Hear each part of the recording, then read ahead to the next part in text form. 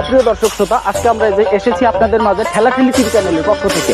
আমরা এসেছি মনোরম পরিবেশে এবং এই পরিবেশে যে সুন্দর মানুষের এখানে যে জীবনযাপন করে সেটা আপনাদের মাঝে আমরা তুলে ধরবো এবং আপনারা আমাদের সাথে থাকতে পারেন, আপনারা দেখতে পারেন এখানের পরিবেশটা কেমন। আর পরিবেশ তো দেখাবেন, তো পরিবেশ তো এখন সুন্দরই ছিল, কিন্তু এখন পরিবেশ এসে উল্টো হয়ে গেছে। কেন? একটু আপনার পিছনের দিক দেখেন স্যার। তাহলে চলো আমরা একটু সাইডে যাই, আসো।